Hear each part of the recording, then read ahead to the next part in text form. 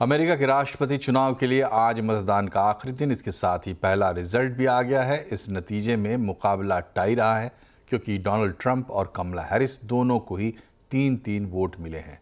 इस चुनाव पर पूरी दुनिया की नज़रें हैं क्योंकि डोनाल्ड ट्रंप को अपने कट्टर रुख के लिए जाना जाता है, जबकि कमला हैरिस उदारवादी विचारधारा की नेता मानी जाती रही हैं। अमेरिका के चुनाव नतीजों का असर आंतरिक मामलों पर तो दिखेगा ही, इसके साथ साथ यूक्रेन रूस युद्ध, इजराइल हमास जंग समेत दुनिया के कई मसलों में सीधे तौर पर दिखेगा। ट्रंप और कमला हैरिस दोनों ही अमेरिका को मजबूत बनाने की बात कर रहे हैं और अपनी अपनी जीत के दावे भी कर रहे हैं। Our campaign has tapped into the ambitions and the aspirations and the dreams of the American people. We are optimistic and we are excited about what we can do together. And we know it is time for a new generation of leadership in America. And I am ready to offer that leadership as the next President of the United States of America. And always, Democrats would always have hundreds of thousands of votes, and then you either catch them or you don't. You never know what's going to happen. But Republicans have never been in the lead, and not like this. It's a big number. So we have to just get at, the ball is in our hand. We're at the 2-yard line, maybe the 1-yard line, but it's in our hand, and we put it over that. It'll be the biggest event maybe in the history of our country. And let me tell you, it will be also something much more important than that. It's going to save our country because our country is in trouble. और America चुनाव के ताज़ा हाल बता रहे हैं हमारे सहयोगी संजय सूरी। इतने ज़्यादा भारी प्रश्न कम ही उठते हैं जो कि आज सामने आया है अमेरिका के। कौन बनेगा यहाँ का राष्ट्रपति, कौन आएगा यहाँ व्हाइट हाउस में अगले 4 साल राष्ट्रपति बनने के लिए, ये सवाल अमेरिका के लिए तो है ही, सारे विश्व के लिए है, क्योंकि एक न एक तरह सब पर इसका प्रभाव पड़ेगा। तो एक कड़ी टक्कर, कठिन टक्कर ये हम देख चुके हैं, लेकिन एक विचित्र टक्कर लगता है कि दोनों कैंडिडेट्स अलग अलग दुनिया से आए हैं। एक और देखिए कमला हैरिस जो कि डेमोक्रेट पार्टी की कैंडिडेट है, एक भारतीय परिवार से आती हैं वो। उनकी माँ तमिलनाडु से हैं, चेन्नई में रहती थी। उसके बाद दिल्ली लेडी अर्विन कॉलेज आके उन्होंने पढ़ाई की। उसके बाद 19 साल की उम्र पे वो अमेरिका आ गई ब्रेस्ट कैंसर का इलाज में जुटने के लिए और बहुत कामयाब रही। तो उनकी जो है मेहनत, उसका प्रभाव कमला हैरिस पर बहुत गहरा पड़ा है, ये कमला हैरिस अक्सर कह चुकी हैं। और वो एक स्त्रियों की राइट्स जो हैं उसकी चैम्पियन हैं और महिलाओं के लिए बहुत कुछ करना चाहती हैं, ख़ास तौर से एबॉर्शन राइट्स उनको देना चाहती हैं।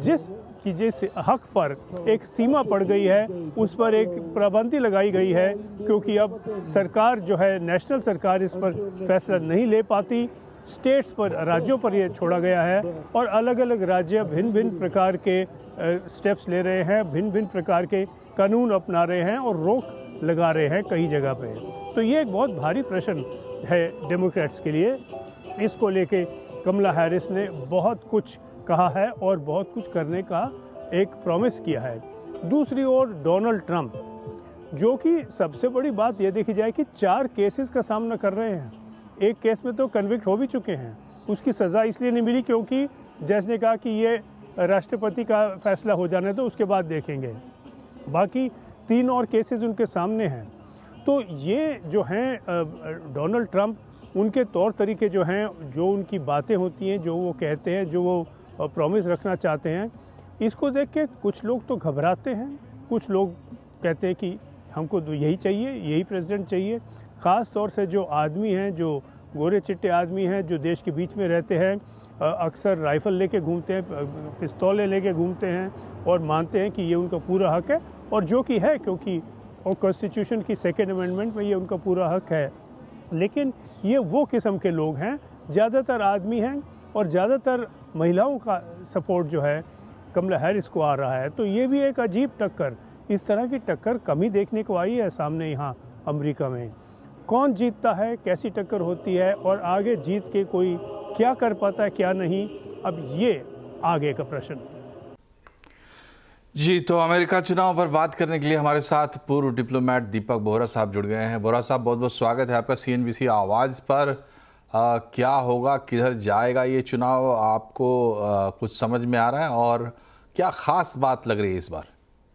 हमारे सर, जब भी आपके चैनल पर होता हूँ आपसे बहुत कुछ सीखता हूँ निजी तौर पर, और फिर आपके चैनल के सभी anchors, you one of the best, बेमिसाल है।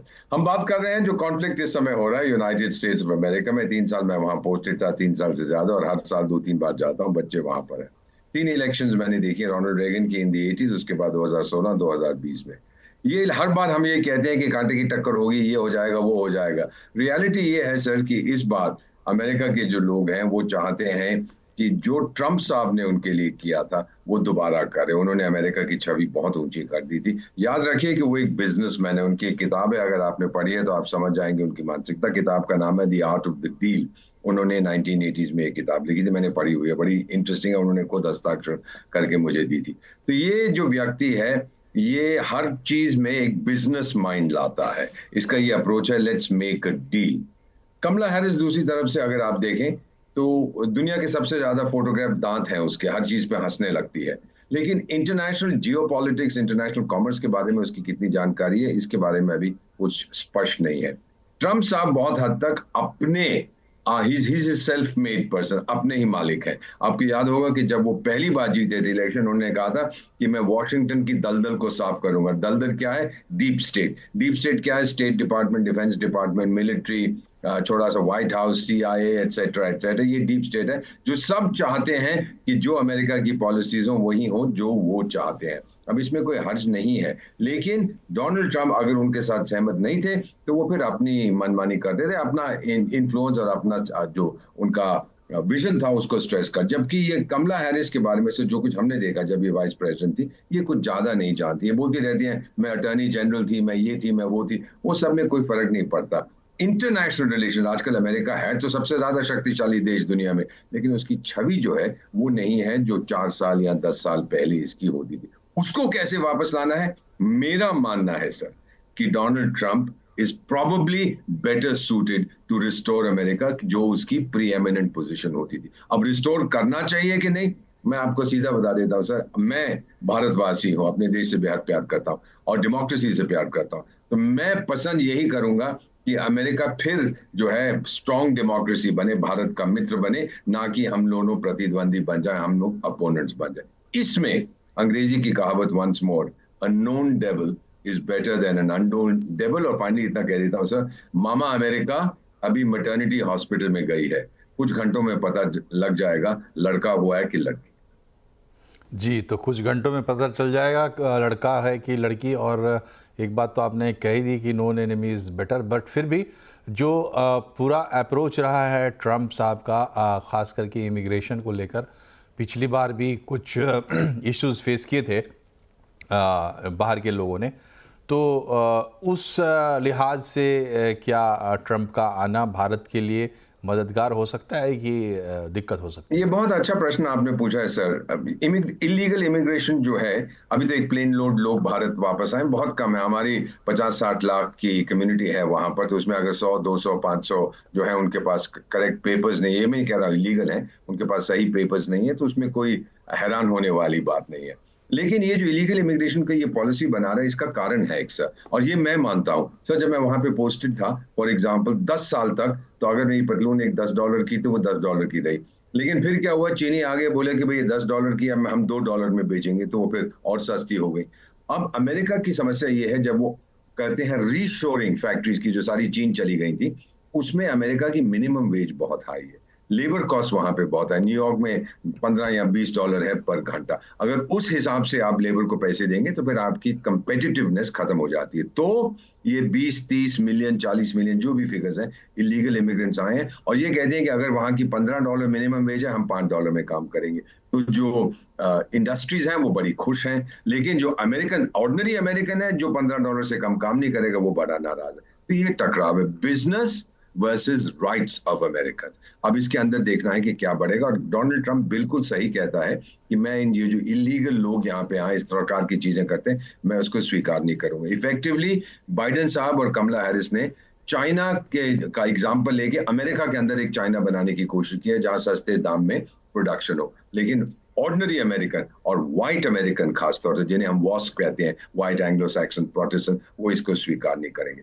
ट्रंप का बहुत सॉलिड बेस है, कमला हैरिस का बेस तो है लेकिन थोड़ा शेकी है। और फिर आप तो जानते हैं कि 7 स्विंग स्टेट्स का जो फैसला होगा, जहां पर हिंदू कम्युनिटी बहुत तगड़ी है, और पिछली बार जो जीते थे इलेक्शन में जो बाइडेन साहब, तो वहां पे 1000, 2000, 3000, 5000 वोटों से जीते थे, और हिंदू कम्युनिटी इन स्टेट्स में कहीं ज्यादा है इस संख्या से। तो मेरा मानना है सर, अगर स्विंग स्टेट्स का हम ध्यान रखें, हो सकता है, मैं इनफैक्ट क्या हो सकता है, आई एम प्रीटी कन्विंस कि मैं मैकडोनल्ड ट्रंप कहता हूं मजाक में, he will come back again for a second term. Sir Bharat के लिए क्या होगा, अच्छा बुरा, इसमें इट डजंट मैटर, क्योंकि इंडिविजुअल पर्सनैलिटी 2, 3, 5% डिपेंड करती है, बाकी सब डीप स्टेट फैसला करेगा। और हमारा सारा नेबरहुड, ये आप जानते हैं ऐसा मुझसे बेहतर, अफगानिस्तान से लेकर म्यांमार तक, भारत को छोड़ दीजिए जो एक चमकता हुआ सितारा है, बाकी तो सब अनसस्टेनेबल है, वॉलेटाइल है, डेस्परेट है, फ्रेजाइल है, भूटान को भी छोड़ दीजिए, बाकी सब देश।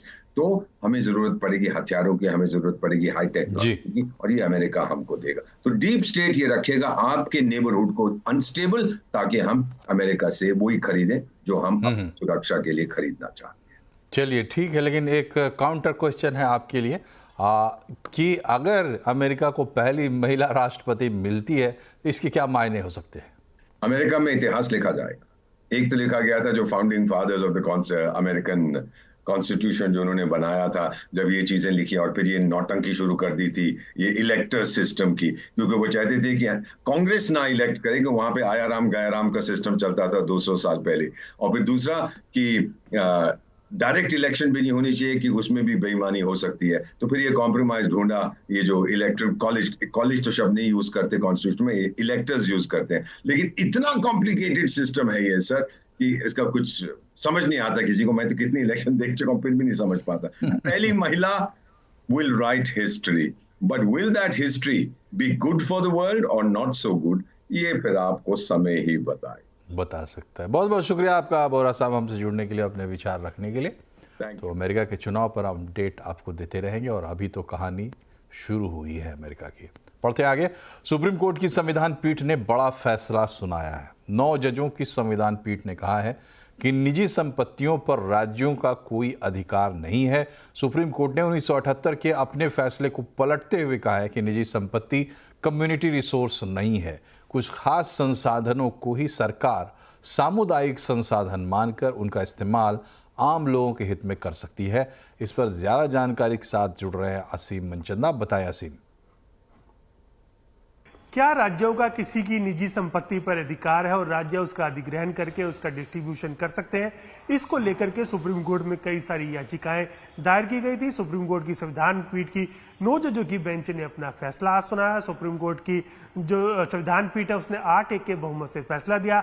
सुप्रीम कोर्ट की संविधान पीठ ने कहा कि जो राज्य है उनके पास किसी भी व्यक्ति की निजी प्रॉपर्टी को अधिग्रहण करने का कोई भी अधिकार नहीं है, क्योंकि ये किसी तरह से भी कम्युनिटी रिसोर्स नहीं है। तो सुप्रीम कोर्ट ने अपने 1978 के अपने फैसले को भी पलट दिया है। 1978 में सुप्रीम कोर्ट ने कहा था कि राज्यों के पास निजी संपत्ति को अधिग्रहण करने का अधिकार है, लेकिन सुप्रीम कोर्ट ने कहा कि जो ये फैसला पुराना फैसला है वो एक विशेष आर्थिक और सामाजिक विचारधारा से जुड़ा हुआ था, लेकिन पिछले कई सालों में हमारी अर्थव्यवस्था का फोकस काफी बदला है। 1990 के बाद काफी सारे चेंजेस आए हैं, तो उसको देखते हुए हमें लगता है कि जो राज्य है उनके पास निजी संपत्ति को अधिग्रहण करने का कोई भी अधिकार नहीं है। तो कुल मिलाकर के अब कोई भी राज्य बिना किसी भी निजी व्यक्ति की संपत्ति का अधिग्रहण वेल्थ डिस्ट्रीब्यूशन के लिए नहीं कर सकता है। सुप्रीम कोर्ट ने एक और बड़ा फैसला दिया है। इसमें सुप्रीम कोर्ट ने कहा है कि उत्तर प्रदेश में मदरसों में पढ़ाई जारी रहेगी। सुप्रीम कोर्ट ने इलाहाबाद हाई कोर्ट के फैसले को खारिज कर दिया है कि यूपी मदरसा एक्ट की वैधता को बरकरार रखा है और इस तरह से 13,000 से ज़्यादा मदरसे यूपी में काम करते रहेंगे। हालांकि मदरसा बोर्ड कामिल और फाजिल की डिग्री नहीं दे पाएगा।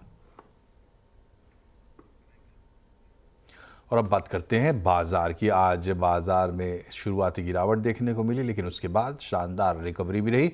सेंसेक्स निफ्टी बढ़त के साथ बंद हुए। निफ्टी बैंक इंडेक्स में 2% की तेजी रही। सेंसेक्स 694 करीब 700 पॉइंट बढ़ा और निफ्टी में 220 पॉइंट के करीब तेजी देखने को मिली। आज के बाजार में mid cap small cap index भी बढ़त के साथ बंद हुए हैं।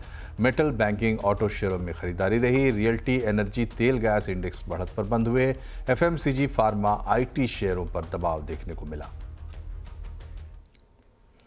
नेपियन कैपिटल के को founder and managing partner Gautam Trivedi ने सीएनबीसी आवाज से खास बातचीत में कहा कि पहले की तुलना में अब ज्यादा खरीदारी के मौके हैं और निवेशकों को ज्यादा गिरावट वाले शेयरों में मौके ढूंढने चाहिए। जब करेक्शन का टाइम आ गया तो लोग बोल रहे हैं कि भाई ये मार्केट करेक्ट क्यों हो रहा है, ये लगातार ऊपर ही जाना चाहिए। तो ये ग्रेविटी है, वो तो मतलब it is a matter of time before pull back आता है। और ये पुल बैक के लिए, करेक्शन के लिए हम लोग मतलब जो मार्केट के जो दिग्गज पार्टिसिपेंट्स है, हम लोग करीबन जनवरी से वेट कर रहे हैं कि ये करेक्शन कब आएगा। और जिस तरह से डोमेस्टिक फ्लोज म्यूचुअल फंड्स में आ रहे थे, उसकी वजह से करेक्शन नहीं हो रहा था। मुझे लगता है कि जब एफआईज को एक मौका मिल गया कि दूसरी कंट्री में निवेश कर सकते हैं, आई चाइना, उसकी वजह से मुझे लगता है कि ये जो फॉरेनर्स का सेलिंग आ गया है, उसकी वजह से मार्केट में करेक्शन आ चुका है। पिछले 4 सालों से प्राइवेट सेक्टर कैपेक्स आएगा, प्राइवेट सेक्टर कैपेक्स आएगा, प्राइवेट सेक्टर कैपेक्स आएगा, वो ढंढेरा लोग पीट रहे थे। और मुझे लगता है कि ये private sector capex outside of the top 10 industrial houses, Adani हो, रिलायंस हो, जीएसडब्ल्यू ग्रुप हो, ये जो टॉप 10 ग्रुप्स है, उसकी अनाउंसमेंट हम सुन रहे हैं। अल्ट्राटेक सीमेंट हो, मतलब सीमेंट क्षेत्र में of course there has been lot of capex announcements, but outside of that, और जो हम देखें जीसीसीज है, जो इंडिया में ये पूरा नया फिनोमिनन है, पिछले 10 सालों में ग्लोबल कैपेबिलिटी सेंटर्स आ गए हैं। फिर पीएलआई स्कीम्स है, ये जो 4-5 क्षेत्र है, वहां पे मैक्सिमम कैपेक्स हो रहा है। लेकिन जो बड़ी कैपेक्स की गुंजाइश थी वो नहीं हो रही, वो हो रही अब तक। अब इलेक्ट्रिसिटी मीटर लगवाने या फिर लोड बढ़वाने जैसी कुल 17 सर्विसेज पर जीएसटी नहीं लगेगा। केंद्र सरकार ने नोटिफिकेशन के मुताबिक देश में पावर डिस्ट्रीब्यूशन से जुड़ी कंपनियां अब ऐसी सेवाओं पर 18% जीएसटी नहीं वसूलेंगी। डिटेल बता रहे हैं आलोक प्रियदर्शी। बिल्कुल, देखिए, देश के सभी बिजली उपभोक्ताओं के लिए जीएसटी के मोर्चे पर राहत की बड़ी खबर है। दरअसल अब मीटर इंस्टॉल कराने में, उसे डिस्कनेक्ट कराना, रिकनेक्ट कराना, लोड बढ़वाने जैसी तमाम जितनी भी सर्विसेज हैं, उस पर अब जीएसटी नहीं चुकाना पड़ेगा। दरअसल हाल ही में वित्त मंत्रालय की central board of indirect taxes and custom ने एक नोटिफिकेशन जारी किया था, जिसमें कहा था कि बिजली से संबंधित पावर सर्विसेज जितनी भी हैं, उसमें सिर्फ डिपॉजिट वर्क को छोड़कर बाकी सभी सर्विसेज पर से जीएसटी को एग्जम्प्ट कर दिया गया है। लिहाजा अब राज्य अपने यहां इसे लागू करने के लिए नोटिफिकेशन जारी कर रहे हैं, आदेश जारी कर रहे हैं, और राज्य के तमाम जितने भी डिस्कॉम कंपनियां हैं, उनको आदेश जारी कर रहे हैं कि अब उपभोक्ताओं से इस तरह की सर्विसेज पर जो 18% जीएसटी लगाया जाता था, उसको अब नहीं वसूलना है। लिहाजा इसको देखते हुए उत्तर प्रदेश, कर्नाटका, तमिलनाडु जैसे राज्य ने ऑलरेडी ये नोटिफिकेशन जारी कर दिया है और कहा है कि बीते 10 अक्टूबर से, यानी रेट्रोस्पेक्टिवली, इस तरह की सर्विसेज पर अब जीएसटी नहीं वसूलना है। तो कुल मिलाकर देखें तो ये बिजली उपभोक्ताओं के लिए एक बड़ी राहत है, क्योंकि अभी तक उन्हें तमाम छोटी छोटी चीजों पर, जैसे कि चेक भी बाउंस हो जाता था, तो ऐसे सूरत में उन्हें 18% का जीएसटी चुकाना पड़ता था, जो कि अब नहीं चुकाना पड़ेगा।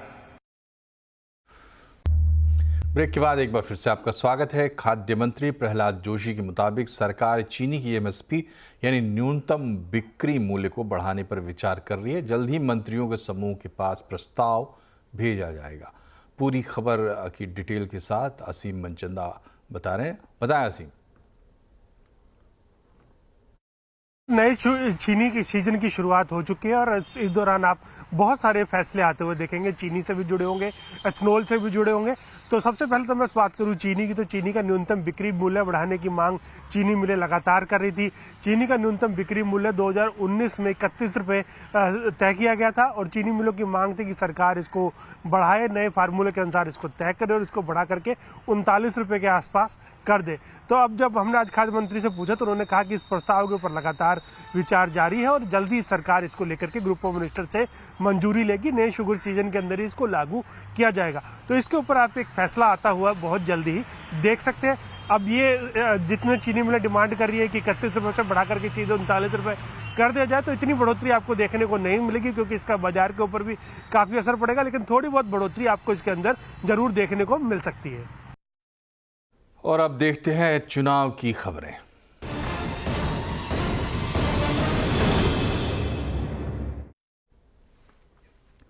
महाराष्ट्र के डिप्टी सीएम देवेंद्र फडणवीस ने बड़ी बात कही है। फडणवीस ने कहा है कि कांग्रेस और उनके सहयोगी दल वोट जिहाद कर रहे हैं। उन्होंने ये भी कहा कि बीजेपी के 99% बागियों ने नामांकन वापस ले लिया है और जो 1% बागी हैं उनके खिलाफ पार्टी कार्रवाई करेगी।